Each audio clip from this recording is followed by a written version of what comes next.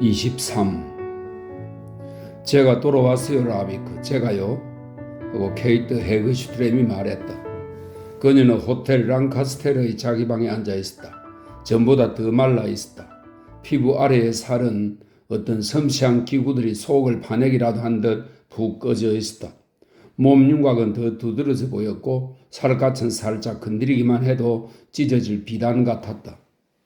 난 당신이 아직도 플로렌스에 있는 줄 알았어? 아니면 칸이나 아니면 벌써 미국으로 들어갔다고 생각했는데? 하고 라비크가 말했다.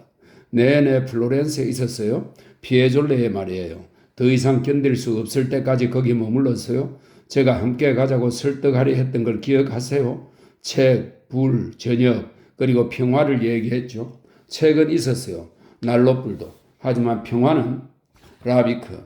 아시시의 프란체스코의 도시조차도 소란스럽게 되고 말았어요. 저 너머 나라처럼 모든 게 시끄럽고 불안해졌어요. 성 프란체스코가 새들에게 사랑을 설교하던 곳에서 이제는 제복을 입은 인간들이 대열을 지어 이리저리 행진하고 자만심과 호언장담과 근거 없는 정오심에 취해 있어요. 늘 그래왔던 대로인데 뭘 그래요, 케이트? 이전엔 그 정도는 아니었어요. 몇 년 전만 해도 우리 집 집사는 맨체스터 바지를 입고 세무 가죽 구두를 신은 친근한 사람이었어요. 하지만 이젠 기다란 장화를 신고 검은 셔츠를 입고 황금빛 당금을 잔 영웅이 되어 연설을 하고 다녀요. 지중해는 이탈리아 것이 되어야 한다. 영국은 멸망해야 마땅하고 니스와 코르시카와 사보아는 이탈리아에 반환되어야 한다는 등 말이에요. 라비크, 그 옛날부터 전쟁에 이겨본 일이라고는 없는 이 귀여운 나라가 에디오피아와 스페인에서 승리를 거둔 후론 미쳐버렸어요. 내 친구들도 3년 전만 해도 분별력 있는 사람들이었는데 이제는 3개월이면 영국을 정복할 수 있다고 진심으로 믿는 거예요. 나라 안이 온통 들끓고 있어요. 무슨 일이 일어난 걸까요? 난 야만적인 갈색 셔츠가 싫어 비인에서 달아났는데 이번엔 검은 셔츠의 광풍 때문에 이탈리아에서 도망쳤어요.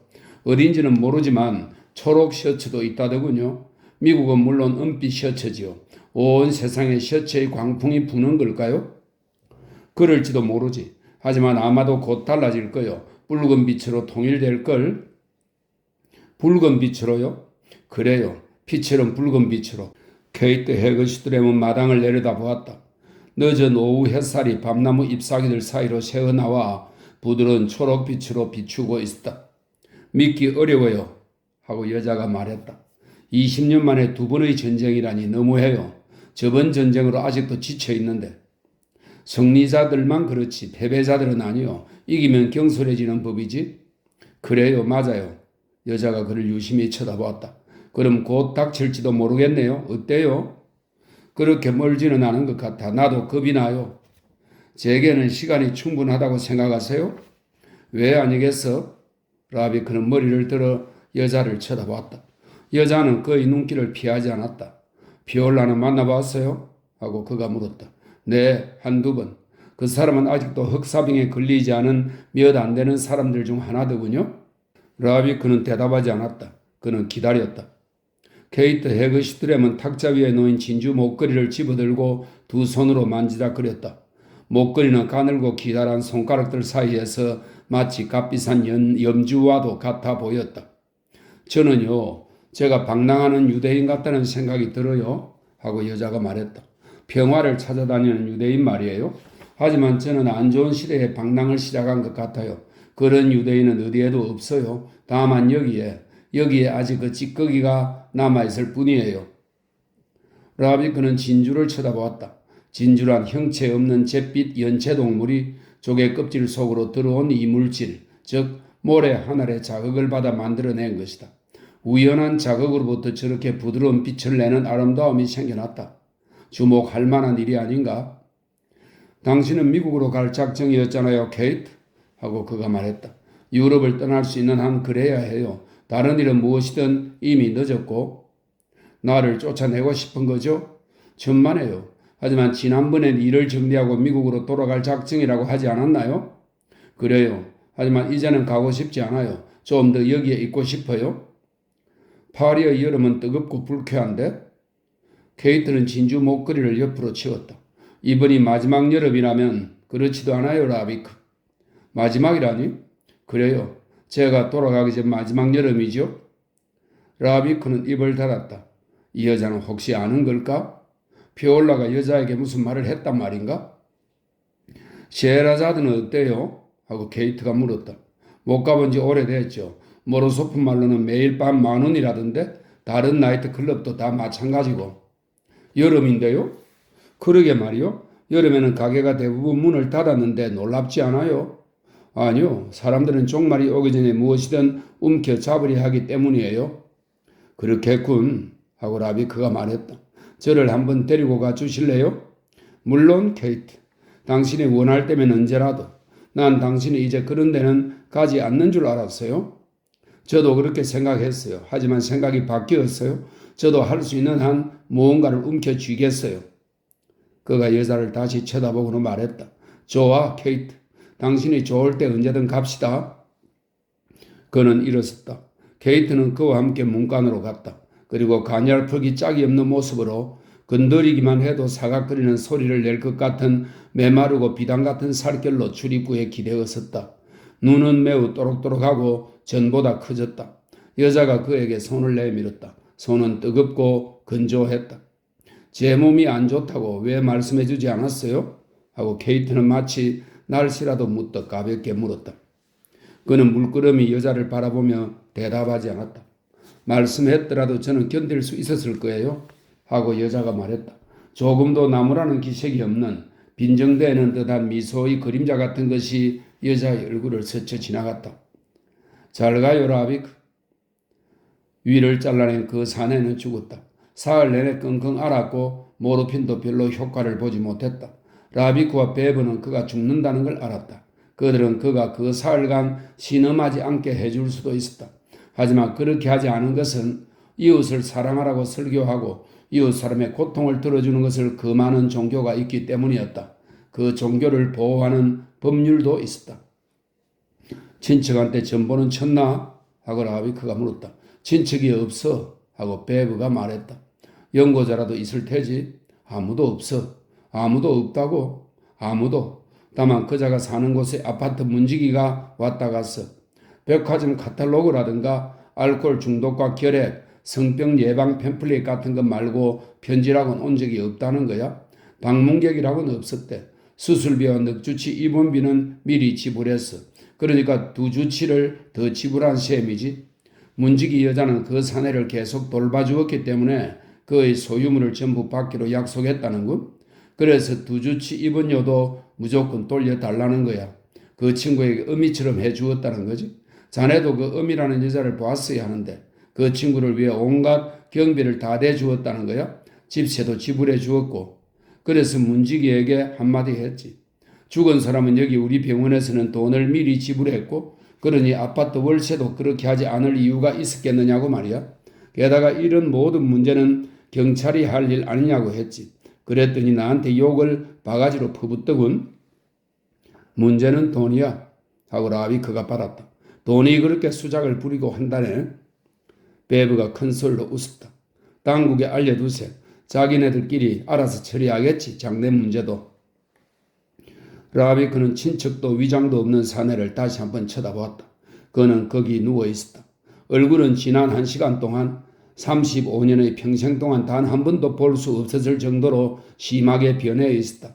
마지막 숨결 그대로 굳어버린 경련으로부터 죽음의 엄격한 표정이 서서히 그 모습을 드러냈다. 우연한 요소는 녹아 없어졌고 임종의 표정도 씻겨 나갔으며 말 없는 가운데 어느새 일그러진 평균적인 얼굴로부터 영혼의 마스크가 형성되고 있었다. 1시간만 지나면 그 영원한 마스크만 남게 될 것이다. 라비크는 방을 나섰다. 복도에서 야근 간호사와 만났다. 간호사는 막 출근하는 길이었다. 12호실 남자는 죽었어 하고 그가 말했다. 30분 전에 죽었다고. 이제 옆에서 지켜볼 필요는 없어. 그는 간호사의 얼굴을 보며 물었다. 당신한테 뭐 남겨준 건 없나? 간호사는 망설였다. 없어요. 아주 차가운 분이었어요. 마지막 며칠 동안은 말도 거의 하지 않더군요. 그래, 그랬지. 간호사는 주부 같은 표정으로 라비크를 쳐다보았다. 그분에겐 정말 멋진 화장 상자가 있었어요. 전부 은으로 된 건데 남자용으로는 너무 우아한 편이었어요. 여성용으로 안성맞춤인데 그 사람한테 그 말을 했어? 그런 이야기를 한 번은 나누었죠. 화요일 밤에.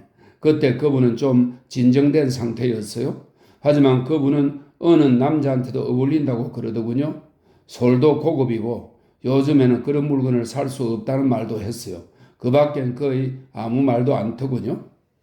이젠 그 은상자도 경찰로 넘어가겠군. 친척이 없다니까. 간호사는 알겠다는 듯이 고개를 끄덕였다. 아까워요. 상자가 시커멓게 변할 거예요. 미리 닦아두어야 하는 건데. 그래, 아깝게 됐어. 하고 라비크가 말했다. 차라리 당신한테 주었더라면 나았을 건데. 그랬다면 적어도 한 사람은 기쁘게 했겠지? 간호사는 감사의 표시로 미소를 지었다. 괜찮아요. 전 아무것도 바라지 않았어요. 죽어가는 사람이 선물을 주는 일은 아주 드물죠. 회복되는 사람은 선물을 해요. 죽어가는 사람은 자기가 죽는다는 사실을 믿지 않으려고 해요. 그래서 아무것도 안 주는 거예요. 그리고 어떤 사람은 악한 마음으로 안 주려고 해요. 선생님은 믿지 않으시겠지만 죽는 사람들은 참 무시무시해요. 죽기 전에 못하는 말이 없다고요? 볼그레한 땀에다 얼굴은 어린애 같은 간호사는 솔직하고 또랑또랑했다. 간호사는 자기의 작은 세계와 관련되지 않는다면 주위에서 무슨 일이 일어나건 아무 관심이 없었다. 간호사에게 죽어가는 사람이란 버릇없는 애거나 아니면 어찌할 줄 모르는 애와 같았다. 그들이 죽을 때까지 그저 시중만 들면 되고 죽고 나면 또 새 사람이 오는 것이다. 어떤 사람은 건강해져서 고마움을 표하고 어떤 사람은 그렇지 못하고 어떤 사람은 그대로 죽어버린다. 언제나 그런 식이다. 불안해질 이유는 조금도 없다. 봉마르슈 백화점 바겐세일 기간에 가격이 25% 인하될 것인지 또는 사촌 형제인 장이 재봉 직공인 안과 결혼할지 안 할지가 훨씬 중요한 문제인 것이다. 사실 그게 더 중요하지 하고 라비크는 생각했다. 혼돈 앞에서 우리를 막아주는 자그마한 원, 그게 없다면 우리는 어떻게 될 것인가? 그는 카페 트리옹프 앞에 앉아 있었다. 밤하늘은 희꾸무레하고 구름이 잔뜩 기어 있었다. 대기는 따스하고 어디선지 소리도 없이 번개가 번쩍였다. 보도 위는 더 많은 사람들로 북적거렸다. 푸른 공단 모자를 쓴 여자가 그의 탁자 옆에 와서 앉았다. 베르무트 한 잔 사주실래요? 하고 여자가 물었다. 그러지 뭐. 하지만 날 혼자 내버려 두어 기다리는 사람이 있으니까 같이 기다려도 되잖아요. 안 그러는 게 좋을걸? 종합체육관 여자 레슬링 선수를 기다리고 있으니까 말이야. 여자가 미소를 지었다. 화장이 너무 짙어 미소는 입술에서만 드러났다. 그 외에는 온통 흰색 탈바가지였다. 같이 가요 하고 여자가 말했다. 난 멋진 아파트에 살아요. 테크닉도 좋다고요? 라비크가 머리를 흔들었다. 오프랑 지폐 한 장을 탁자 위에 놓으며 말했다. 자, 여기 잘 가라고. 장사도 잘하고. 여자는 지폐를 접어 양말 안에 밀어 넣었다. 우울증이에요? 하고 여자가 물었다. 아니, 우울증이라면 간단하게 고쳐드려요. 아주 멋진 친구가 있거든요. 어려요. 여자는 잠시 뜸을 들이다가 말했다. 유방리 에펠탑 같아요. 다음에 갈게. 좋아요. 여자는 일어서서 두세 개쯤 떨어진 탁자로 가 앉았다. 다시 몇 차례 이쪽을 쳐다보았다. 그러고는 스포츠 신문을 사더니 스코어를 소리내어 읽기 시작했다. 라비크는 탁자 옆을 끊임없이 지나가는 인파를 멍하니 바라보았다. 실내에서는 밴드가 빈 왈츠를 연주했다. 번개는 점점 거세어졌다. 젊은 동성애자들 한 패거리가 앵무새 떼처럼 아양을 들고 소란을 피우며 옆자리에 앉았다. 그들은 최신 유행인 구레나룻을 길렀고 윗저고리는 어깨 부분은 너무 넓게 벌어졌고 허리통 부분은 지나치게 잘록했다. 한 소녀가 라비크의 탁자 앞에서 걸음을 멈추고 그를 쳐다보았다. 어디선가 본 듯한 얼굴이었다. 하지만 그가 아는 사람은 많았다. 소녀는 의지할 데 없어 호소하는 듯 가냘픈 매력을 풍기는 매춘부처럼 보였다. 절 못 알아보시겠어요? 하고 그 애가 물었다. 알지? 하고 라비크는 말했지만 조금도 짐작이 가지 않았다. 어떻게 지내? 잘 지내요. 그런데 정말 저를 모르시겠어요? 이름이 생각나지 않아. 물론 늘 알긴 하지만 참 오랜만이야. 그래요. 그땐 선생님이 보보를 따끔하게 혼내주셨지요? 아이가 미소를 지었다. 제 생명도 구해주셨는데 이젠 저를 몰라보시는군요. 보보라고? 생명을 구했다고? 산파. 라비크는 그제야 기억이 났다. 류시엔이로군 그래 하고 그가 말했다. 당연하지. 그때의 류시엔은 아팠고 지금은 건강해. 그러니까 금방 알아보지 못한 거야? 류시엔의 얼굴이 빛을 발했다. 정말이군요. 정말 기억하시네요. 산파한테서 100프랑 도로 찾아주신 걸 감사드려요. 그건 그래 그렇지. 그때 부시의 부인한테 돈을 받아내지 못하자 자기 주머니를 털어 조금 보내주었던 것이다. 다 받아내지 못해 미안했어. 그것만 해도 충분해요. 전 다 이런 걸로 생각했거든요. 좋아, 뭐 좀 마실래, 류시엔? 류시엔은 고개를 끄덕이고 조심스럽게 그의 곁에 앉았다. 탄산 거품이 있는 생잔호를 마시겠어요? 어떻게 지내, 류시엔? 아주 잘 지내요. 아직도 보부하고 같이 있어? 네, 물론이죠. 그 사람도 이젠 달라졌어요. 좋아졌어요. 잘 됐군. 물을 것도 별로 없었다. 자그마한 재봉사가 자그마한 매춘부가 되었을 뿐이다. 애써 꿰매 주었더니 이꼴로 되고 만 거다. 나머지 일은 보보 녀석이 맡아서 해치웠다. 이제 임신 걱정은 없었다. 매춘부를 해도 될 자격이 하나 더 추가된 것이다. 이 아이는 이제 막 이 길로 들었었다. 좀 어린 티가 나는 게 노련한 중년 고객의 구미를 끌어당길 것이다. 닳고 달아 퇴색해버리지는 않은 도자기인 셈이다. 리시에는 한 마리 새처럼 조심스럽게 마셨다. 그러나 두 눈은 이미 주변을 살피고 있었다. 유쾌한 일은 아니었다. 그렇다고 크게 상심할 일도 아니었다. 짤막한 여행길에 나선 한 조각 생명일 뿐이었다. 만족하고 사는 거니? 하고 그가 물었다. 리시에는 고개를 끄덕였다. 보기에도 그 애는 실제로 만족하고 있었다. 만사 오케이라고 생각했다. 일부러 꾸밀 이유는 없었다. 혼자세요? 하고 여자애가 물었다. 그래, 리시엔. 이런 날 저녁에요? 여자애는 수줍게 쳐다보며 미소 지었다.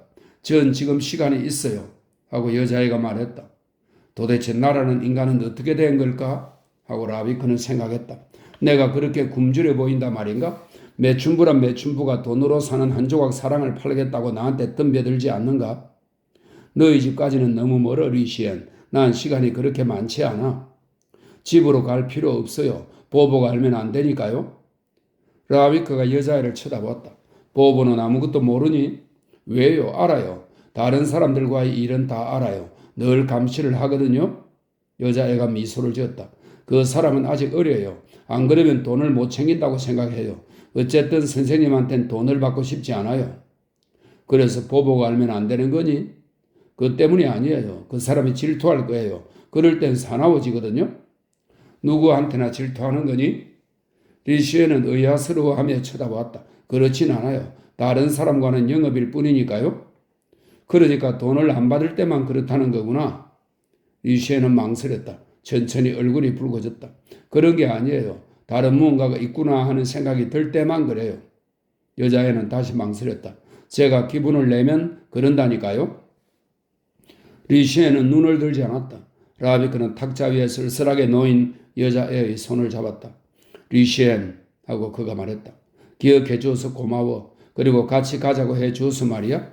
리시엔은 매력적이야. 나도 같이 가고 싶어. 하지만 나는 내가 수술한 적 있는 여자하고는 잘 수가 없어. 이해하겠어? 여자애는 기다랗고 짙은 속눈썹을 치켜뜨며 얼른 고개를 끄덕였다. 알아요. 하고 여자애는 일어났다. 그럼 가볼게요. 잘 가, 리시엔. 안녕. 병에 안 걸리게 조심해. 네. 라비크는 종이 쪽지에다 무언가를 적어주었다. 이걸 아직 안 가지고 있다면 마련하도록 해. 그게 제일 잘 들어. 그리고 보부한테 돈을 다 주지는 마. 여자애는 미소를 띠며 고개를 가로저었다. 그래봤자 다 줄 거라는 걸 여자애도 알았고 그도 알았다. 라비크는 그 애가 사람들 사이로 사라질 때까지 바라보았다. 그러고는 웨이터를 불렀다.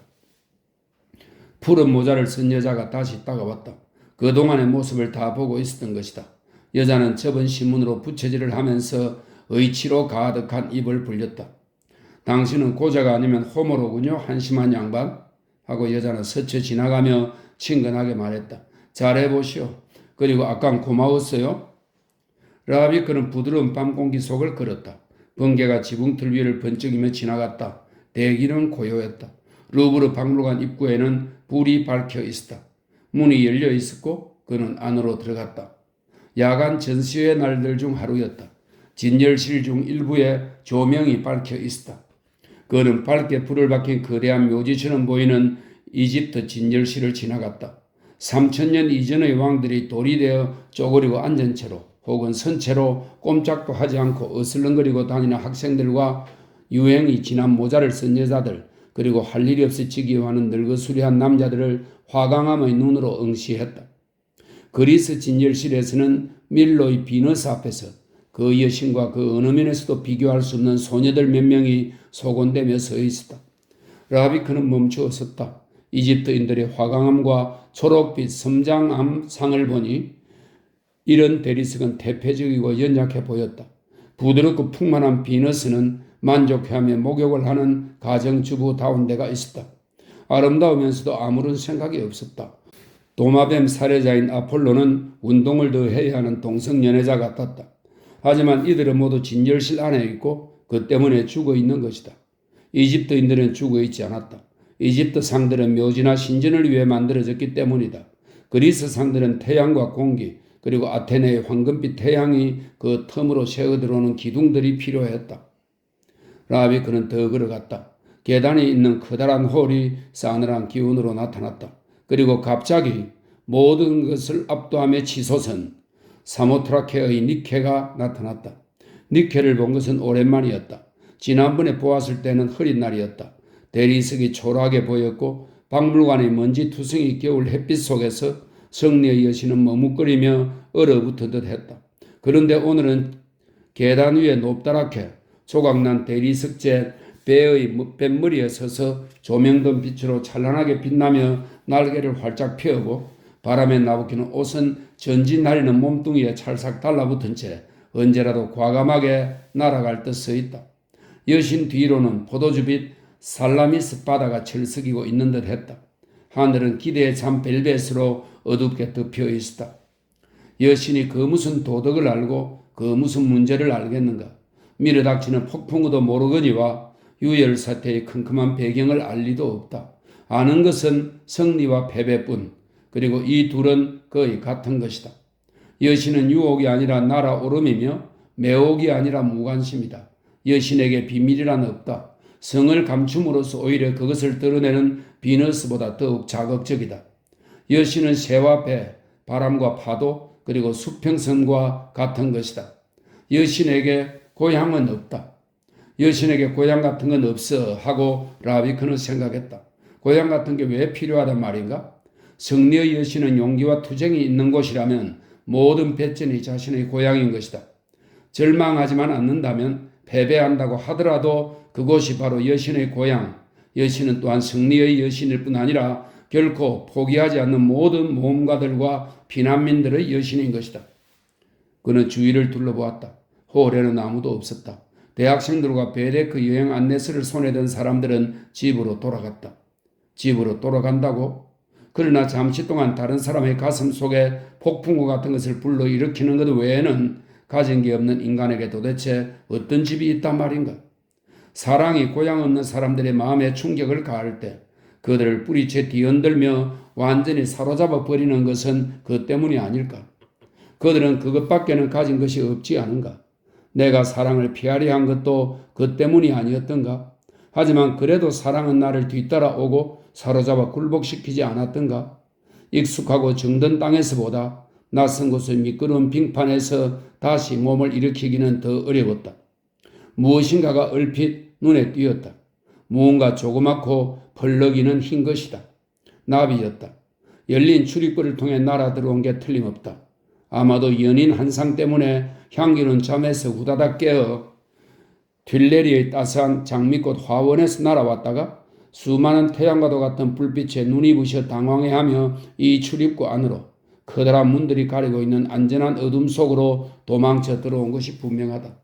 그러고는 이제 어쩔 줄 몰라 비틀거리면서도 용기를 내 넓은 홀을 파닥거리며 날고 있는 것이다.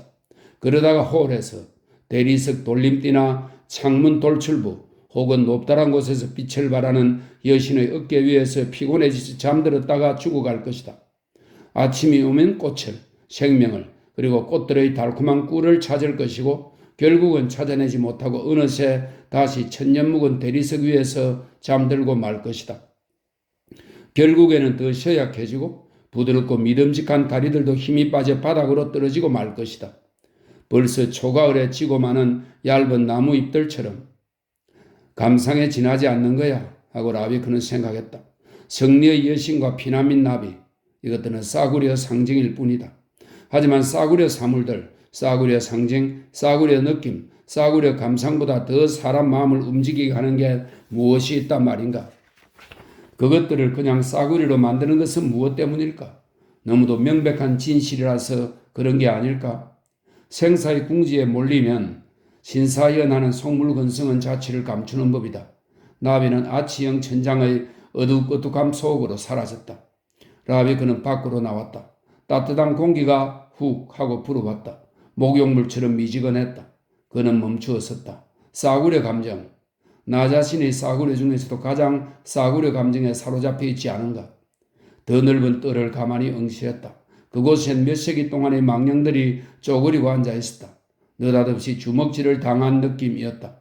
그 타격에 하마터면 쓰러질 뻔했다. 막 날아가려는 흰 니케가 아직 그의 눈앞에 어른거렸다. 그러나 그 뒤 어둠으로부터 다른 얼굴이 나타났다.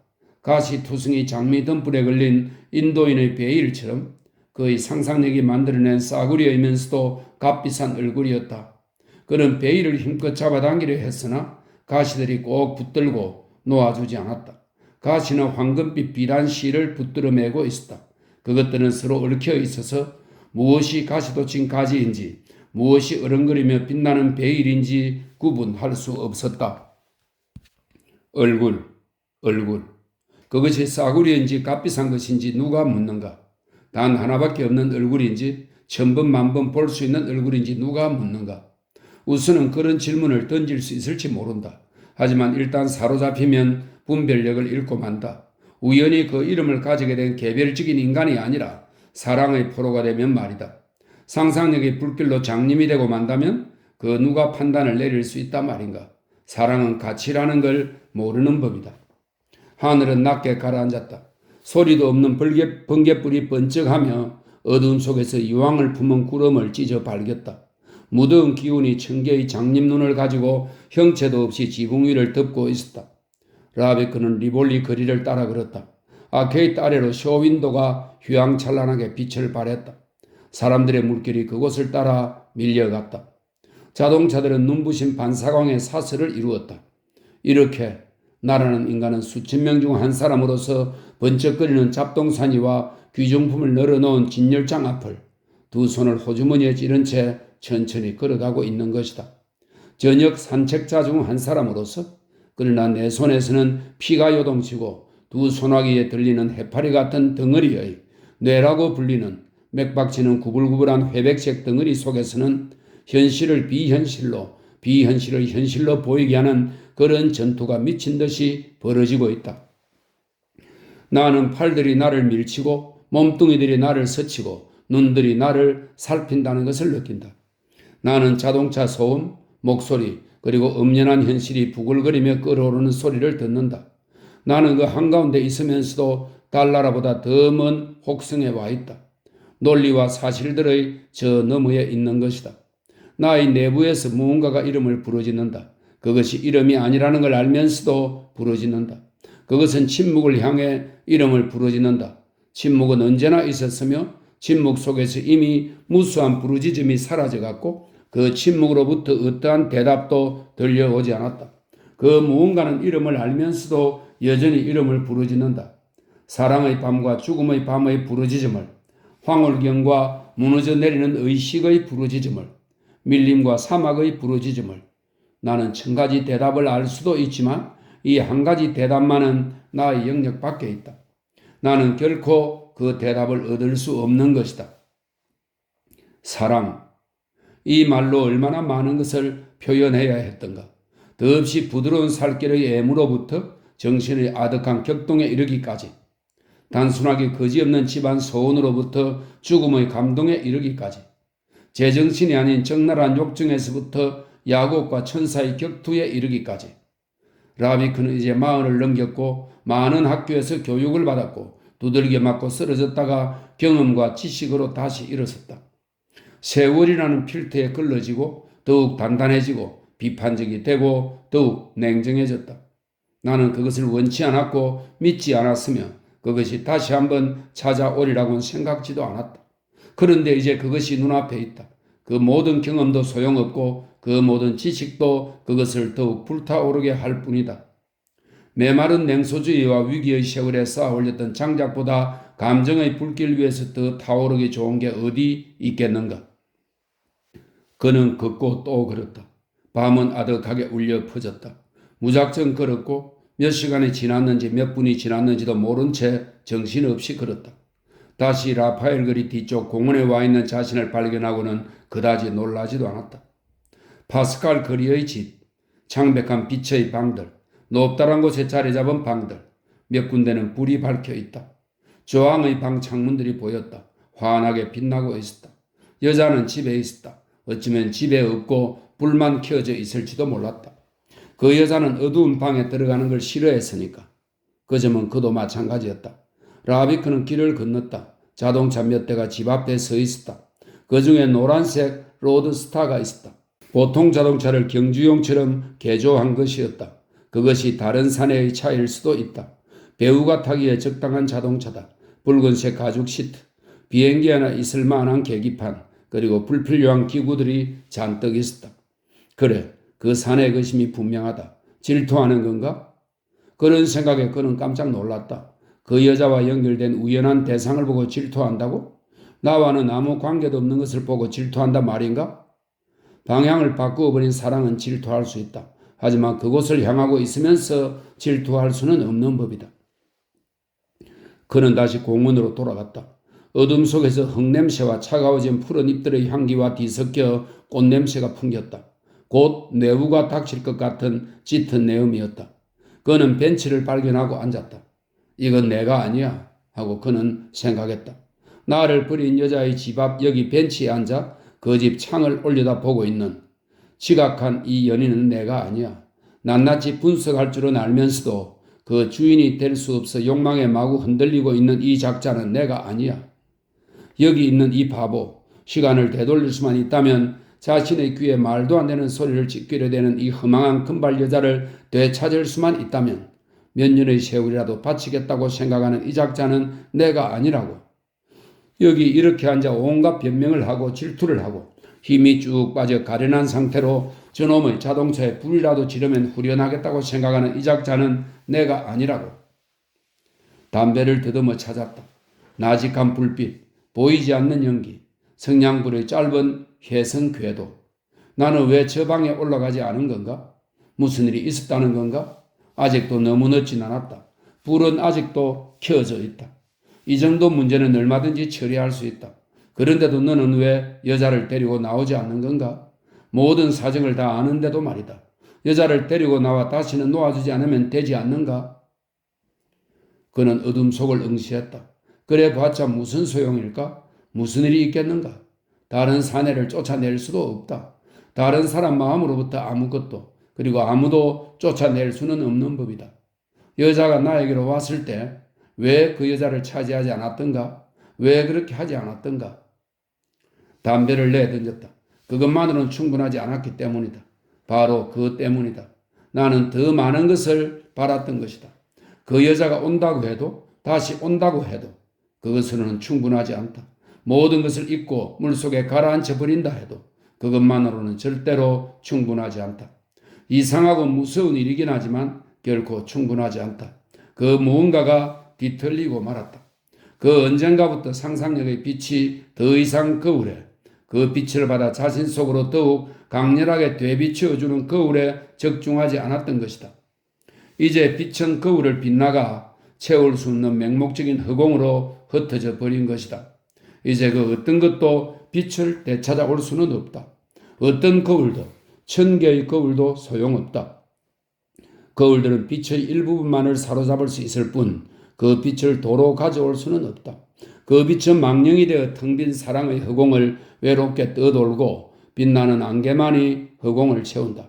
안개는 아무 형체도 없고 사랑하는 사람의 머리 주위로 어떤 무지개도 생겨나게 할 수 없다. 마법의 고리는 깨졌다. 슬픔만 남았고 희망은 산산조각 났다. 누군가가 집에서 나왔다. 남자였다. 라비크는 몸을 일으켰다. 한 여자가 뒤따라 나왔다. 그들은 큰 소리로 웃었다. 그들은 아니었다. 자동차 중 하나가 시동을 걸더니 출발했다. 그는 다시 담배를 한 갭이 꺼냈다. 내 형편만 달랐다면 그 여자를 붙들어 둘 수 있었을까? 하지만 도대체 무엇을 붙잡아 둔단 말인가? 오직 환영일 뿐이다. 그 이상도 이하도 아니다. 하지만 환영이라도 충분하지 않은가? 언제 그 이상의 것을 얻기라도 했던가? 그 누가 이름도 없이 감각의 밑바닥에서 넘쳐 흐르는 생명의 시커먼 소용돌이에 대해 조금이라도 안단 말인가?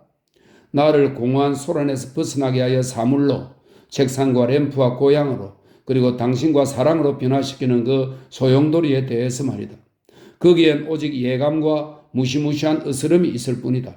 그것으로 충분하지 않은가? 하지만 충분하지는 않았다.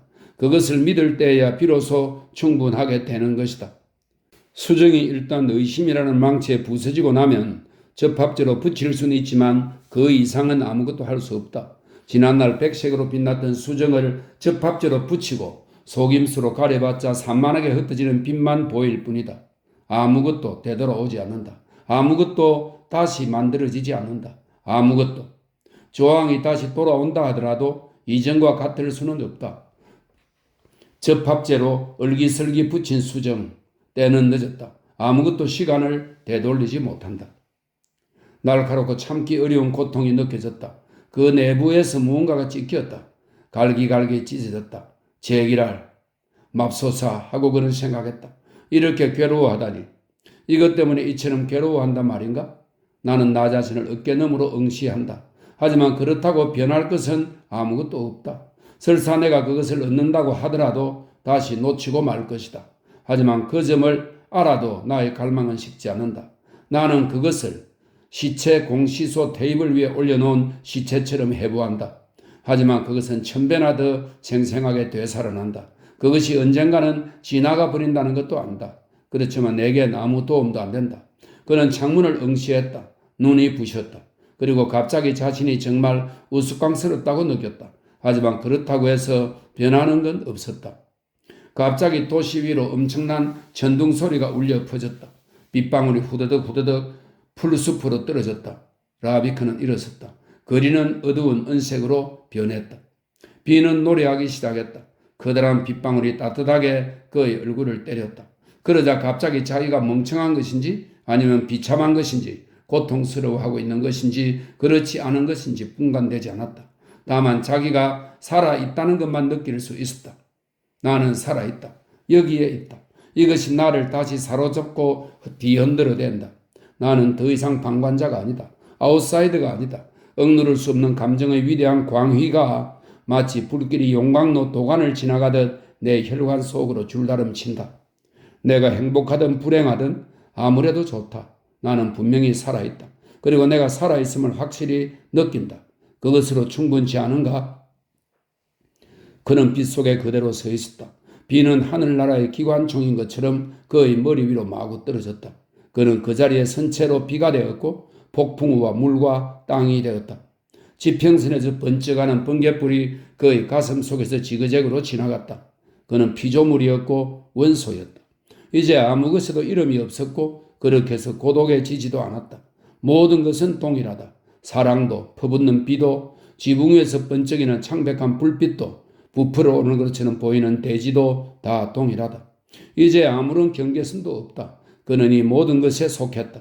행복도 불행도 살아있다는 감정, 살아있음을 생생하게 느끼는 강렬한 감정으로부터 내동댕이 쳐진 공허한 껍데기에 지나지 않는 것이다. 저 위에 있는 그대 하고 그는 불 켜진 창을 향해 말을 던지고 큰 소리로 웃었다.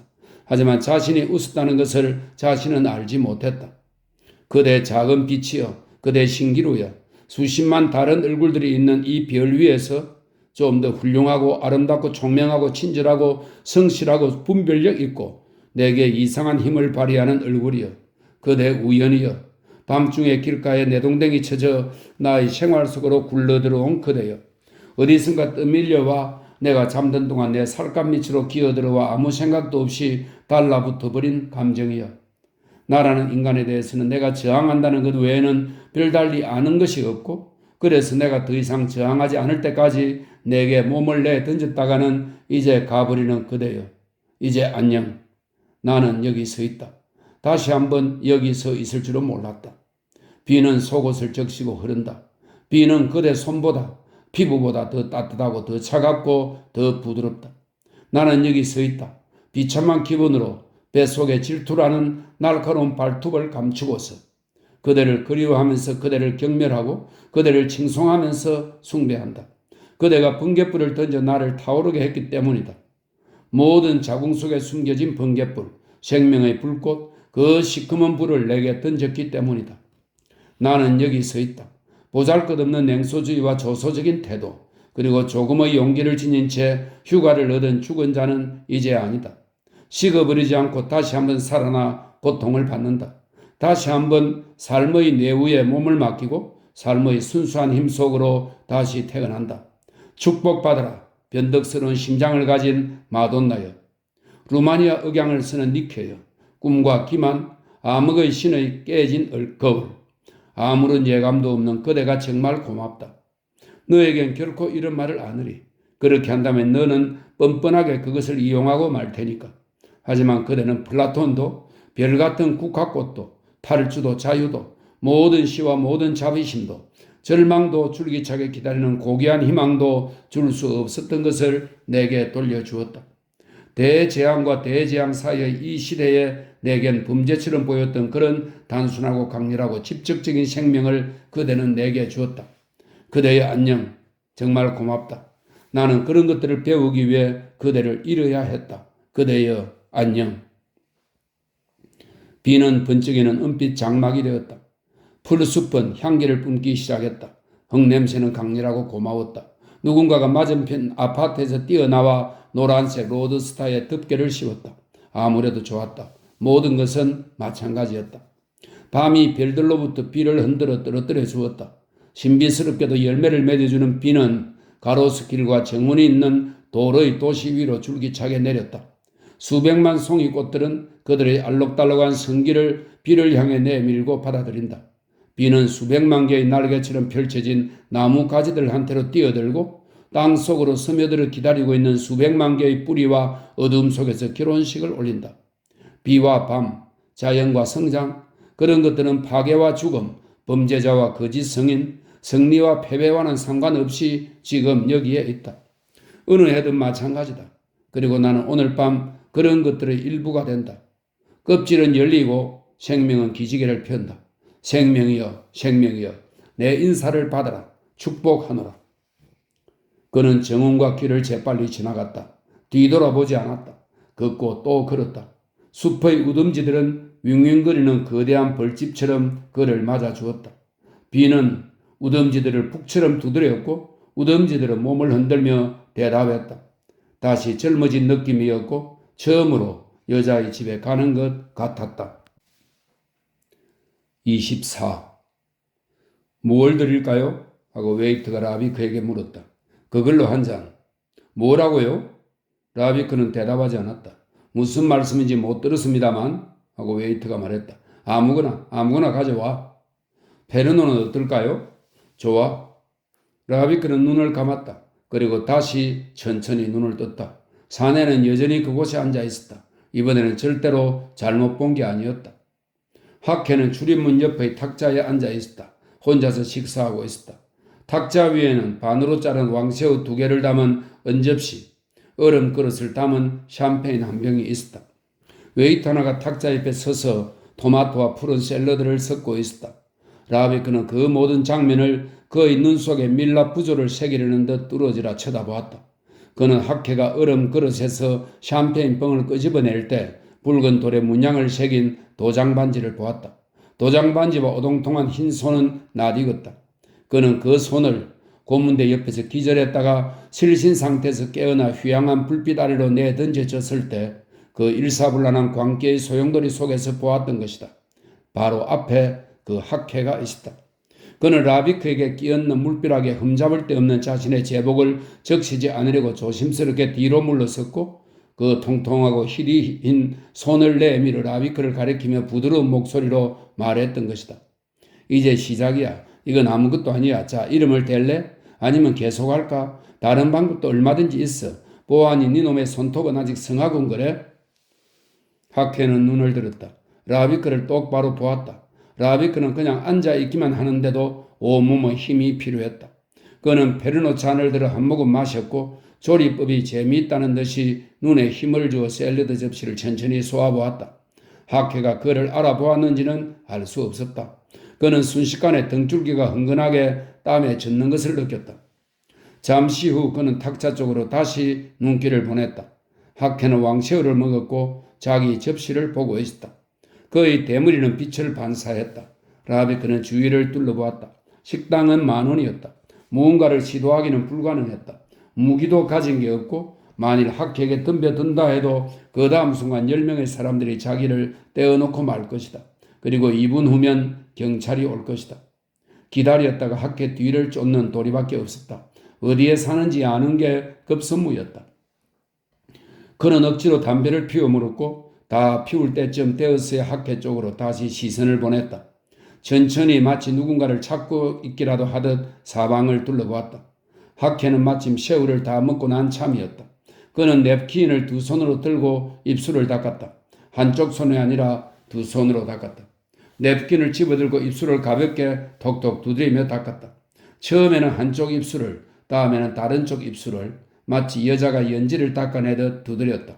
그러다가 갑자기 라비크를 정면으로 쳐다보았다.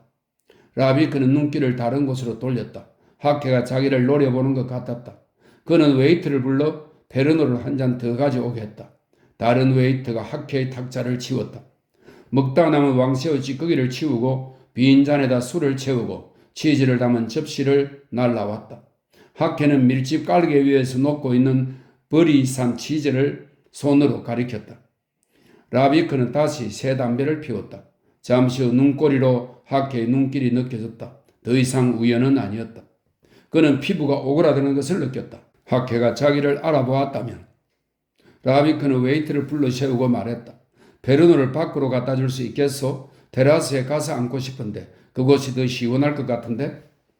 웨이트는 망설였다.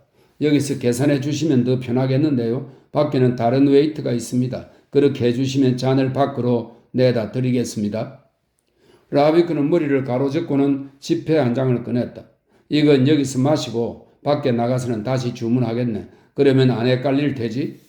좋습니다, 손님. 고맙습니다. 라비크는 서두르지 않고 잔을 다 비웠다. 학회가 엿듣는다는 것을 알았다. 라비크가 말을 하는 동안에 그는 먹지 않았던 것이다. 그러고는 다시 먹기 시작했다. 라비크는 잠시 그대로 앉아 있었다. 학회가 그를 알아보았다면 방법은 하나밖에 없었다. 학회를 알아보지 못한 것처럼 행세하면서 몸을 숨긴 후 그곳에서 그를 관찰하는 것이다. 몇 분 후 그는 자리에서 일어나 어슬렁어슬렁 밖으로 나왔다. 밖에는 그의 모든 자리가 차 있었다. 라비크는 선체로 기다리다가 잠시 후 빈자리를 발견했다. 식당 안 학회의 탁자를 어느 정도 볼 수 있는 곳이었다. 학회를 볼 수는 없었다. 그러나 학회가 일어나서 가려고 하면 라비크가 그를 볼 수 있는 자리였다. 그는 페르노를 주문하고는 즉시 계산했다. 그러면 언제라도 그를 미행할 수 있었다. 라비크, 누군가가 그 옆에서 말을 건넸다. 그는 누구한테 얻어맞기라도 한 듯 깜짝 놀랐다. 조왕이 그의 곁에 있었다. 그는 조왕을 멍하게 쳐다보았다. 라비크 하고 여자가 되풀이했다. 당신은 이제 날 알아보지도 못하나요? 알지, 무슨 소리야?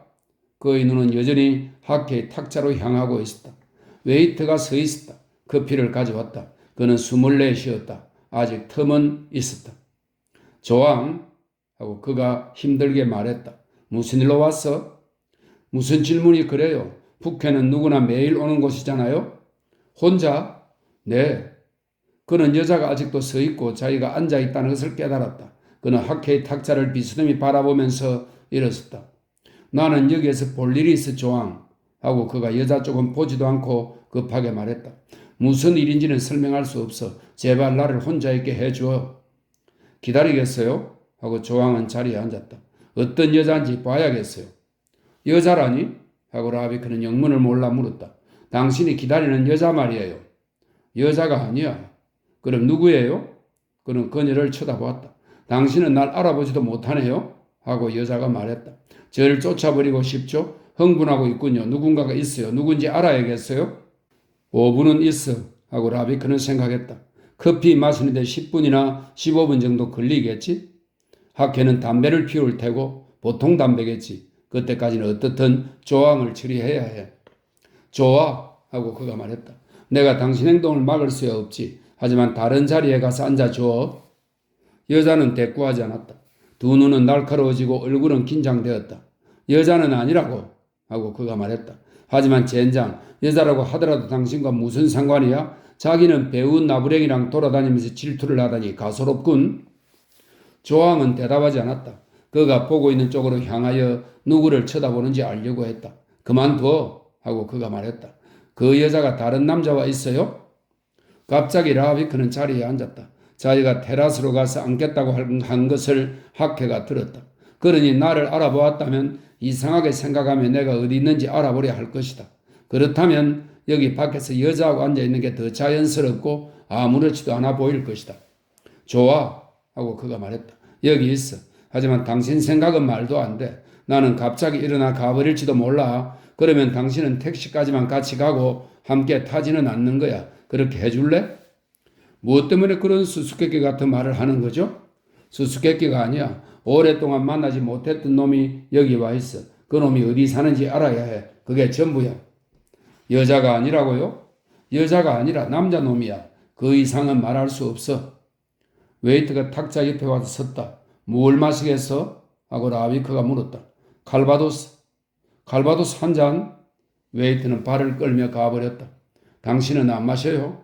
안 마셔. 이걸 마시고 있잖아. 조항은 그를 가만히 쳐다보았다. 내가 가끔 당신을 얼마나 미워하는지 모르죠? 그럴 수도. 라비크는 하케의 탁자를 슬쩍 눈으로 더듬었다. 유리잔이군 하고 그는 생각했다. 떨리고 흐르고 번쩍이는 유리잔, 거리, 탁자들, 사람들, 이 모든 것이 떨리는 잔 속의 젤리에 비치고 있다. 당신은 차갑고 이기적이고 조왕, 그 이야기는 다음에 하기로 하지. 여자는 웨이터가 유리잔을 자기 앞에 놓는 동안 아무 말도 하지 않았다. 라비크는 즉시 계산을 했다. 당신이 날 이 꼴로 만들었어요. 여자가 대들며 말했다. 알아. 그 순간 탁자 위로 하케의 손이 보였다. 설탕을 집으려고 내민 희고 통통한 손이었다. 당신, 바로 당신 탓이라고요. 당신은 나를 사랑한 적이 한 번도 없었어요. 당신은 나를 가지고 놀았어요. 당신은 내가 당신을 사랑한다는 걸 알면서도 아무 반응이 없었어요. 당신 말이 옳아. 뭐라고요?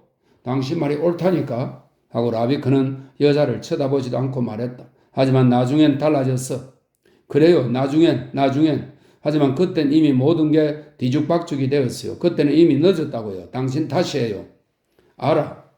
내게 그런 식으로 말하지 말아요. 여자의 얼굴은 하얗게 질렸고 분노로 달아올랐다. 당신은 내 말을 조금도 듣지 않군요. 천만에 듣고 있어. 그는 여자를 쳐다보았다. 말을 해. 무슨 말이든 아무 이야기라도 좋아. 당신은 배우 나부랭이하고 싸우기라도 한 모양이군. 그래요. 곧 지나갈 거야. 구석에서 푸른 연기가 피어올랐다. 웨이트가 다시 커피를 따른다. 하케는 시간을 끌고 있었다. 나는 거짓말도 할 수 있었어요. 하고 조항이 말했다. 우연히 여기에 왔다고 말이에요. 하지만 그게 아니에요. 난 당신을 찾고 있었다고요. 그 사람하고 헤어질 거예요. 언제나 그런 기분이 들 수도 있지. 원래 그런 거라고. 그 사람이 무서워요. 날 위협해요. 날 쏘아 죽이겠대요. 뭐라고? 라비크는 갑자기 얼굴을 들었다. 지금 뭐라고 한 거야? 그 사람이 나를 쏘아 죽인다고 했어요. 누가? 그는 근성으로 듣고 있다가 이제야 알아들었다. 아, 그래? 그런 말을 믿지는 않을 테지. 그 사람은 무섭게 신경질적이에요. 멍청하긴. 그런 말을 하는 녀석들은 그런 짓을 못해. 배우라면 더더욱 그래. 내가 도대체 무슨 소리를 하고 있는 거야? 하고 그는 생각했다. 이게 다 무슨 일인가? 내가 지금 뭘 하자는 건가? 누군가의 목소리가 그저 귓준에 울리고 누군가의 얼굴이 앞에 있을 뿐이다. 그게 나와 무슨 상관이라 말인가? 무엇 때문에 나한테 그런 말을 하는 거야? 그 사람하고 헤어지고 싶어요. 당신한테 돌아갈래요. 그놈이 택시를 탄다면 내가 차를 불러 세우기까지 최소한 몇 초는 걸릴 것이다. 그러고 나서 내가 탄 차가 출발하면 너무 늦을지도 모른다. 그는 일었었다. 여기서 기다려줘. 곧 올 거야. 뭘 하려는 거예요? 그는 대꾸하지 않았다. 재빨리 보도를 가로질러 건너가 택시 한 대를 불러 세웠다. 여기 10프랑이요. 몇 분 동안 기다려줄 수 있겠어요? 안에서 할 일이 좀 있어서. 운전사는 지폐를 쳐다보았다. 그러고는 라비크를 보았다. 라비크는 눈을 찡긋했다. 운전사도 눈을 찡긋하며 대받았다. 그리고 지폐를 천천히 흔들었다. 그건 팁이요. 하고 라비크가 말했다. 알겠소. 그러니까. 알겠습니다. 운전사는 이를 씩 드러내며 웃었다. 좋습니다. 여기서 기다리죠. 곧바로 출발할 수 있게 준비해 두세요. 알겠습니다, 선생님. 라비크는 북적대는 사람들을 헤치고 허겁지겁 돌아왔다. 갑자기 목구멍이 조였다. 하케가 문 앞에 서 있는 걸 보았던 것이다. 조항의 말이 귀에 들어오지 않았다. 기다려 하고 그는 말했다. 기다리라고 곧 올게. 잠시만. 싫어요. 여자가 일었었다. 당신은 후회할 거예요? 여자는 거의 흐느꼈다. 그는 억지로 미소를 지었다. 그리고 여자의 손을 꼭 쥐었다. 하케는 아직 그곳에 서 있었다. 앉아 하고 라비크가 말했다. 잠시면 돼. 싫어요. 그가 쥐고 있던 여자의 손이 빠져나갔다. 그는 손을 놓았다. 주먹을 끄는 일은 하고 싶지 않았다. 여자는 문 가까이에 있는 탁자들 사이로 빠른 걸음으로 가버렸다.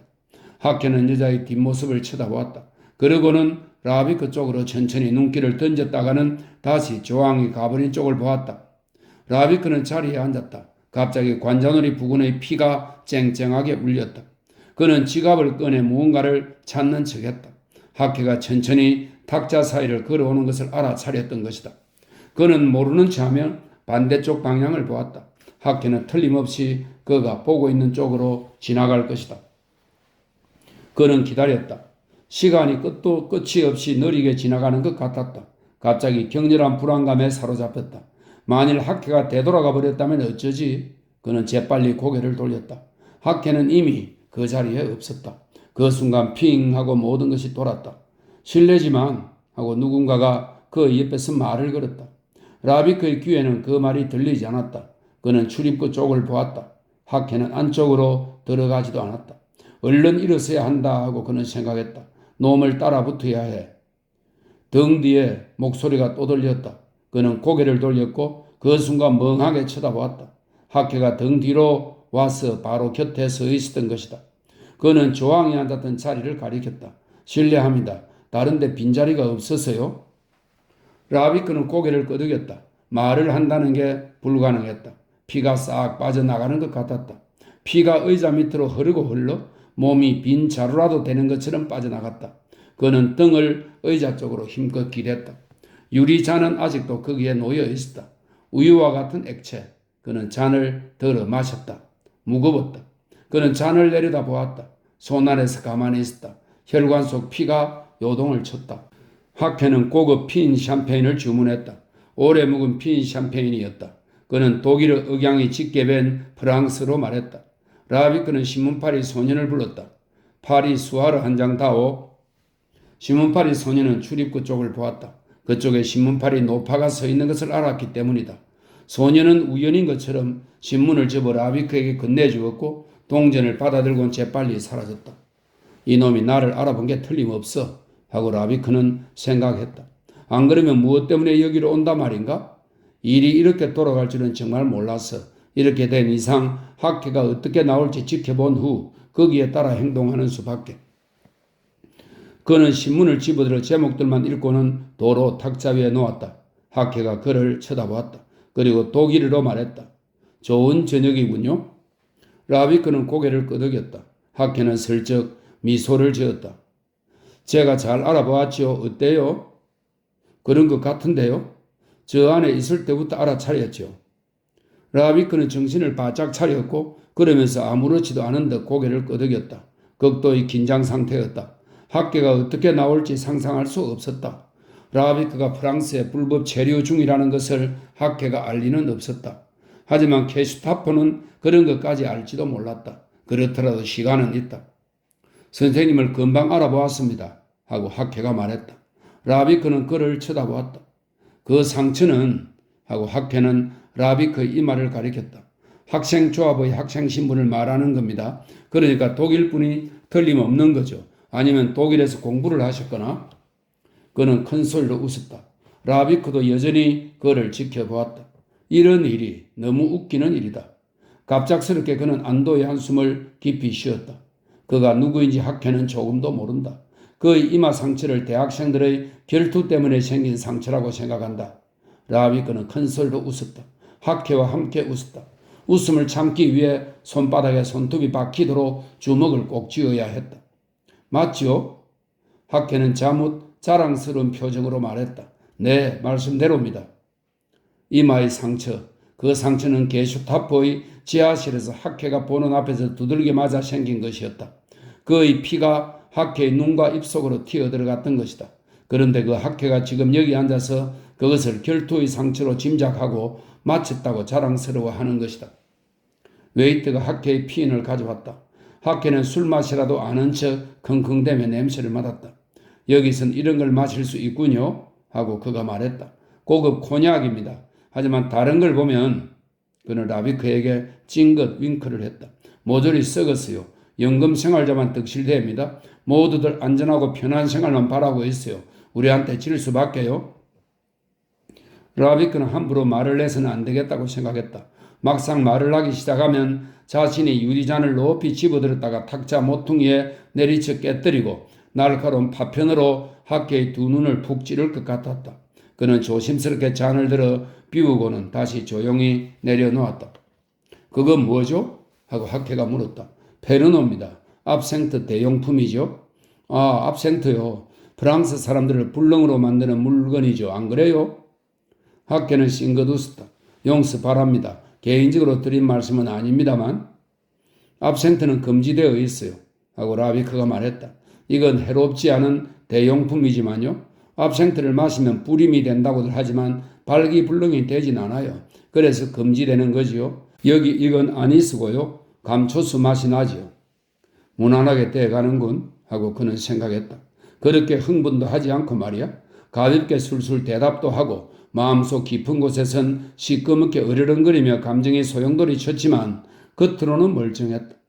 여기 사십니까? 하고 학회가 물었다. 그렇습니다. 오래전부터요? 줄곧 살았죠. 그렇군요. 하고 학회가 끄덕였다. 외국 태생 독일이란 말씀이군요. 여기서 태어나셨나요? 그런가요? 라비크는 고개를 끄덕였다. 학회는 핀을 마셨다. 우리들의 가장 뛰어난 인물들 중에도 외국 태생 독일인이 몇몇 있지요. 총통 대리는 이집트 태생이지요. 로젠베르크는 러시아 태생이고요. 다레는 아르헨티나에서 태어났고요. 문제는 신념이지요. 그렇지 않을까요? 당연하죠. 하고 라비크가 대답했다. 그러실 줄 알았습니다. 학회는 안도의 숨을 내쉬었다. 그리고 탁자 너머로 약간 고개를 숙였다. 그리고 그와 동시에 탁자 밑에서 뒤꿈치가 찰까닥하고 부딪힌 것 같았다. 실례지만 저는 폰 학회입니다. 라비크도 같은 식으로 예의를 차렸다. 호른입니다. 호른은 그가 예전에 썼던 가명들 중 하나였다. 폰 호른이신가요? 하고 학회가 물었다. 그렇습니다. 학회는 연신 고개를 끄덕였다. 그리고 더 정다운 채 했다. 같은 계급의 남자를 만났다고 반가운 모양이었다. 파리는 잘 아시겠군요. 그렇죠? 상당히 아는 셈이죠. 박물관 따위를 말씀드리는 게 아니라 학회는 알 건 안다는 듯 휘중 웃었다. 무슨 말씀이신지 알겠습니다. 이 아리안족 양반께서 바람이라도 좀 피우고 싶은 모양인데 어떻게 해야 할지 모르는구먼. 어디 으슥한 곳으로 조용한 주점이나 외떨어진 색주가로 끌고 가야겠어. 그는 서둘러 궁리했다. 어디든 회방받거나 방해받지 않는 장소로 말이야. 여긴 별게 다 있겠지요? 하고 학회가 물었다. 파리엔 오래 머물지 않았나요? 2주에 2, 3일씩 다녀갑니다. 일종의 감시 때문에 오는 거죠. 좀 중요한 일입니다. 지난 1년 동안 여기서 이것저것 조직했죠. 그런데 그게 거짓말처럼 척척 되어 나가지 뭡니까? 말씀드릴 수는 없지만요. 하지만 학회는 웃었다. 하여간 여기서 무엇이든 돈으로 살 수 있어요. 썩어 빠진 거죠. 알고 싶은 건 거의 알아낼 수 있죠. 정보 같은 걸 내서 찾아낼 필요도 없을 정도죠. 저쪽에서 알아서 가지고 오거든요. 조국에 대한 배신이 일종의 애국심이 되어 있다니까요. 정당 체제의 결과지요. 어떤 정당이건 자기들의 이익을 위해서는 다른 정당이나 나라를 팔아치우죠. 그게 우리한테 덕이 되고요. 여기엔 우리 동지가 꽤나 있습니다. 영향력 있는 집단의 말입니다. 그는 유리잔을 들어 훑어보았고 비어있는 걸 보고는 다시 내려놓았다. 여기 놈들은 군비조차 제대로 하고 있지 않아요. 자기들이 군비를 갖추지 않으면 우리가 아무 요구도 안 할 거라 믿는 거지요. 선생께서 이 작자들의 비행기나 탱크 수를 아신다면 이 자살 후보자들의 멍청한 짓에 배꼽이 빠지도록 웃을 겁니다. 라비크는 가만히 들었다. 극도로 집중해서 귀를 기울였다. 그런데도 막 꿈에서 깨어난 것처럼 주위 모든 것이 몽롱하게 보였다. 탁자들도 웨이터들도 저녁 낮의 기분 좋은 어수선함도 줄지어 달려드는 자동차들도 지붕들 위에 걸린 달도 집들의 정면을 장식한 알록달록한 네온사인도 그리고 코앞에 앉아 수다를 떨고 있는 자신의 인생을 파괴한 불구대천 살인자도 몸에 착 붙는 기성복 차림의 여자 2명이 곁을 지나갔다. 여자들은 라비크에게 슬쩍 눈웃음을 쳤다. 오시리스의 이베르트와 마르트였다. 둘 다 오늘은 휴일이었다. 멋진데요 세상에 하고 학회가 말했다. 뒷골목이다 하고 라비크는 생각했다. 좁고 인기척 없는 골목에서 저놈을 거기로 끌고 갈 수만 있다면 혹은 숲속으로라도 저 여자들은 몸을 파는 것들이요 하고 그가 말했다. 학회는 여자들의 뒤를 쳐다보았다. 미인인데요. 선생은 이 동네에서 그런 방면을 속속들이 아는 모양이죠? 그는 다시 피인을 주문했다. 한 잔 권해드려도 될까요? 고맙습니다만 저는 그냥 이걸로 하겠습니다. 여기에 멋진 색조가가 있다고 하던데요. 미리 쇼도 보여주는 신나는 집이라던데. 학회의 눈이 번쩍였다. 몇 년 전 그 게슈타포의 지하실, 차가운 광선 아래서처럼 번쩍였다. 지금은 그걸 생각해서는 안 돼 하고 라비크는 생각했다. 지금은 아니야. 아직 그런 데를 못 가보신 건가요? 두서너 군데 가봤지요. 견학차 말입니다. 한민족이 어디까지 타락하나 보려고 말이죠. 하지만 아마도 그곳은 진짜는 아니었을 겁니다. 물론 저는 조심해야 합니다. 오해받을 우려도 있으니까요. 라비크는 고개를 끄덕였다. 그런 건 걱정 안 하셔도 됩니다. 여행자는 절대로 오지 않는 집도 있으니까요. 그런 데를 잘 아시나요? 물론입니다. 도 같았지요. 학회는 두 번째 잔의 피인을 마셨다. 그리고 더 정다운 채 했다. 독일에서 지니고 있던 마음의 장애물이 사라져버린 것이다. 이놈이 까맣게 모르는구나 하고 그는 생각했다. 저도 오늘쯤 한번 돌아다녀 볼까 생각하는 참이었지요?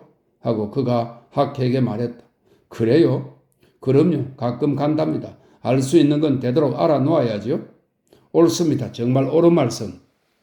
학회는 잠시 그를 응시했다. 취하게 만들자 하고 라비크는 생각했다. 달리 방도가 없다면 취하게 만들어 어디로든 끌고 가는 거다. 학회의 표정이 달라졌다. 취한 게 아니라 무언가를 생각하고 있었다. 유감인데요? 였고 그가 말했다. 함께 가고 싶습니다만. 라비크는 대꾸하지 않았다. 학회의 의심을 살 만한 일이라면 무엇든 피하고 싶었다. 오늘 밤 베를린으로 돌아가야 합니다. 학회는 시계를 들여다보았다. 1시간 반 남았군요. 라비크는 거지없이 침착하게 앉아있었다. 이놈과 같이 가야 해. 보나마나 이놈은 호텔에 묵고 있을 거다. 아파트는 아닐 거야. 이놈 방에 같이 가 거기서 기회를 잡아야 해. 여기서 두 친구를 기다리고 있지요? 하고 학회가 말했다. 이제 곧 올 겁니다. 함께 가지요. 내 짐은 벌써 역에 가 있습니다. 우리는 여기를 나가 곧장 역으로 갈 겁니다. 틀렸군 하고 라비크는 생각했다. 왜 근총을 가지고 있지 않았던가? 지난 몇 달 동안엔 여기서 기회를 잡을 수 있을 거라고 왜 생각하지 못했던가? 멍청한 놈. 거리에서 놈을 쏘고 지하철 입구를 통해 도망칠 수 있었는데 말이다. 유감입니다 하고 학회는 말했다. 하지만 다음번엔 꼭 갈 수 있을 겁니다. 2주 후엔 다시 오니까. 라비크는 다시 숨을 쉬었다. 좋습니다 하고 그가 말했다. 어디 사시지요? 제가 한번 전화를 드리지요. 프랭스 드가을입니다. 바로 저 건너편이요. 학회는 수첩을 끄집어내 주소를 기입했다. 라비크는 보들보들한 붉은빛 러시아제 가죽 표지를 보았다. 연필은 가느다랗고 금빛이었다. 저 속에 뭐가 적혀 있을까? 하고 라비크는 생각했다. 아마도 고문과 죽음으로 인도하는 정보일 것이다. 학계는 수첩을 도로 집어넣었다. 선생이 조금 전에 말을 주고받던 여자 멋지던데요? 하고 그가 말했다. 라비크는 잠시 생각한 후에 말했다. 그렇지요. 그래요. 대단해요. 영화 쪽인가요? 뭐 비슷한 분야지요. 잘 아는 사이인가요? 뭐 그저 그렇습니다.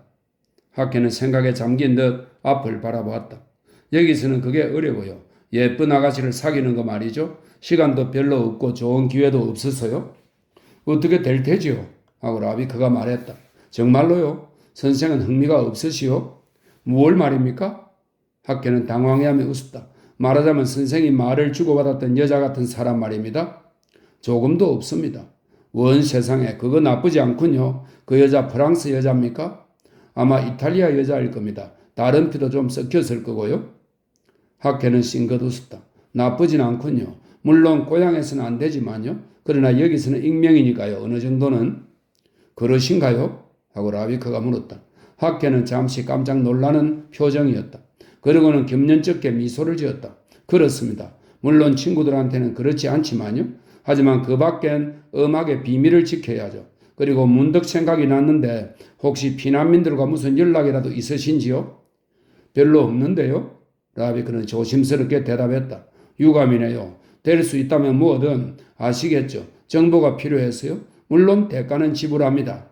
학계는 손을 번쩍 쳐들었다. 물론 선생의 경우에는 해당이 안 됩니다만 그래도 아주 작은 정보. 라비크는 학계가 줄곧 자기를 쳐다본다는 것을 느꼈다. 어쩌면 하고 그가 말을 이었다. 사람이란 알 수 없거든요. 언제든지 일은 벌어질 수 있으니까요. 학계는 의자를 당겨 다가가 앉았다. 제가 맡은 일 중 하나지요. 내부에서 외부로의 연락입니다. 어려울 때가 종종 있었어요. 여기엔 좋은 친구들이 있습니다. 그는 알아듣지 않았겠느냐는 듯이 눈썹을 축혀 세웠다. 선생과 저 사이는 물론 다른 경우지요. 명예 문제니까요. 하지만 결국엔 조국 문제지요. 물론입니다. 학계는 얼굴을 들었다. 저기 친구들이 오는군요. 그는 계산을 하고는 접시에다 지폐를 몇 장 놓았다. 접시에 곧바로 계산서가 놓여 있으니 편한데요. 우리나라에서도 한번 시도해 볼 만하군요. 그는 일어나서 손을 내밀었다. 그럼 또 봅시다. 폰 호런 선생? 만나 뵈서 무척 즐거웠습니다. 2주 후에 전화를 드리죠.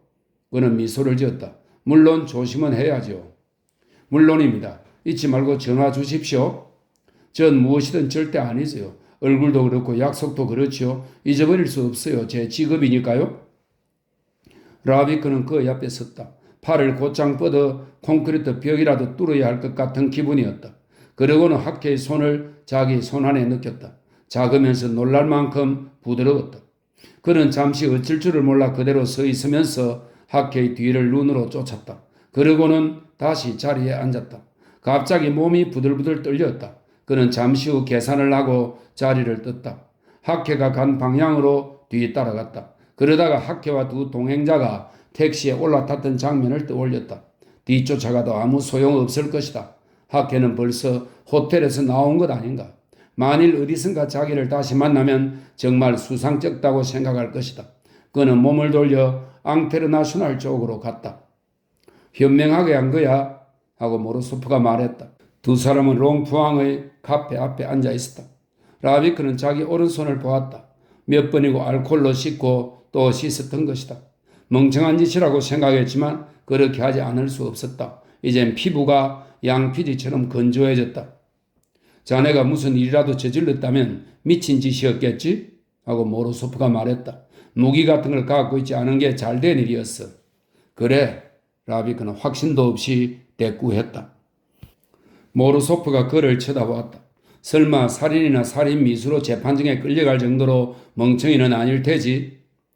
라비크는 대답하지 않았다. 라비크.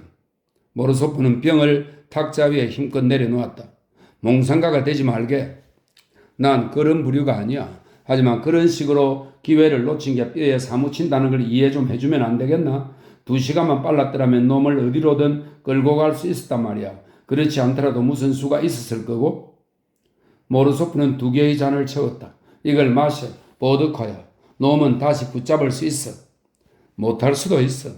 된다고. 놈은 또 올 거야. 그런 놈은 돌아와. 자네가 멋진 낚싯밥을 던져 놓았단 말이야. 건배. 라비크는 잔을 비웠다. 지금이라도 북부역에 가볼 수 있어. 놈이 떠나는지 확인하게 말이야. 물론이지. 그 자리에서 쾅 하고 쏘아버릴 수도 있어. 그럼 적게 잡아도 징역 20년이지. 그럴 생각이 있는 거야?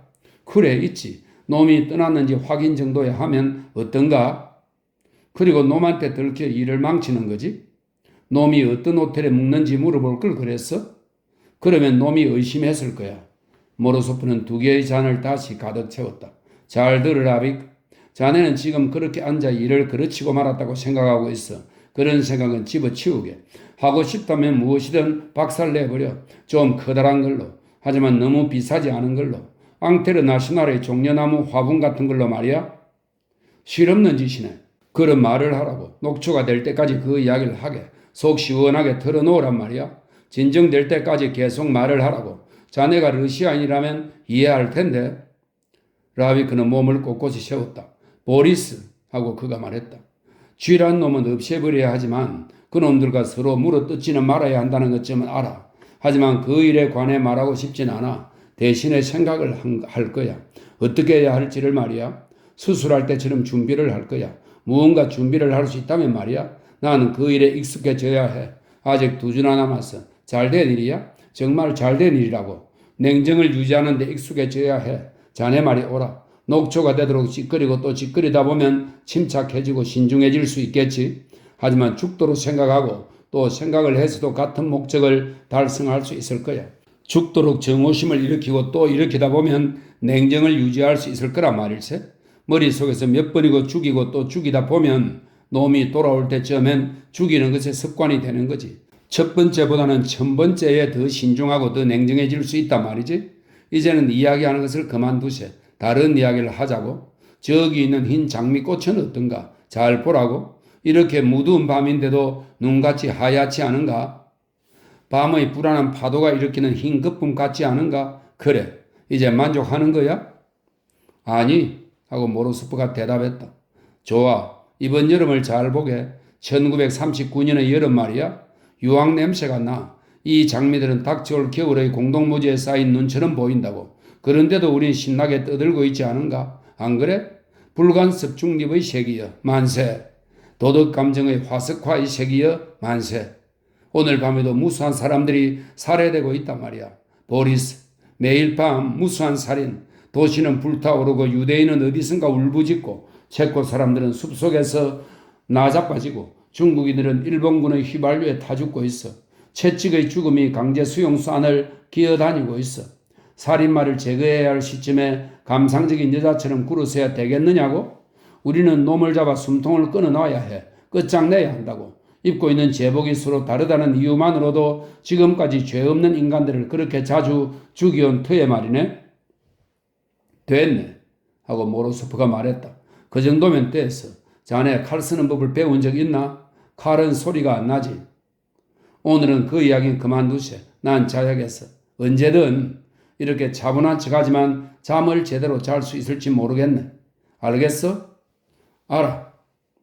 오늘 밤 나는 죽이고 또 죽일 거야. 2주 후면 난 자동 기계가 돼 있을 거야. 문제는 그동안 시간을 어떻게 견디는가 하는 거네. 처음으로 잠답게 잘 수 있을 때까지 말이야. 취해봤자 무슨 소용이겠어. 주사도 소용없어. 어쨌든 녹초 상태에서 자야 해. 그럼 다음날은 괜찮거든. 알겠나? 모르소프는 잠시 가만히 앉아있다가 말했다. 여자를 데려오게. 그래봤자 무슨 소용이겠어? 좀 괜찮을걸? 여자와 잔다는 건 언제나 좋은 일이야. 조왕한테 전화하게. 꼭 올 거야. 조왕. 그래 맞다. 아까까지 나와 함께 있었다. 무언가를 조잘댔지. 하지만 무슨 이야기였는지는 기억나지 않는다. 난 러시아인이 아니야. 하고 라비크가 말했다. 뭐 다른 방법은 없을까? 간단한 걸로 말이네. 아주 간단한 걸로. 맙소사. 까다롭게 굴지 말게. 여자로부터 떨어지는 가장 간단한 방법은 가끔씩 그 여자를 데리고 자는 거야. 그러면 망상이 생기지 않아. 자연의 행위를 연극처럼 꾸미려 해서 뭐 하겠는가? 맞는 말이야. 누가 그렇게 한다고 했나? 그럼 내가 전화를 걸어줄게. 전화를 걸어. 어떻든 그 여자가 자네한테 오도록 하겠네. 내가 괜히 도우맨인 줄 아나? 그냥 있게. 이대로 충분해. 술이나 마시고 장미꽃이나 구경하자고. 기관총을 쏘고 난 후 달빛에 비친 송장들의 얼굴이 저렇게 희게 보였어. 언젠가 스페인에서 봤지. 천국은 파시스트 놈들이 만들어낸 거라고. 금속 노동자인 파블로 노나스란 친구가 말했었어. 그 친구는 다리가 하나밖에 남지 않았는데 잘라낸 한쪽 다리를 알코올에 담가 보존해두지 않았다고 나를 엄청나게 원망했지. 자기 몸통의 4분의 1을 파묻어버린 기분이라는 거야. 개들이 그걸 훔쳐내 먹어버린 걸 그 친구는 몰랐지.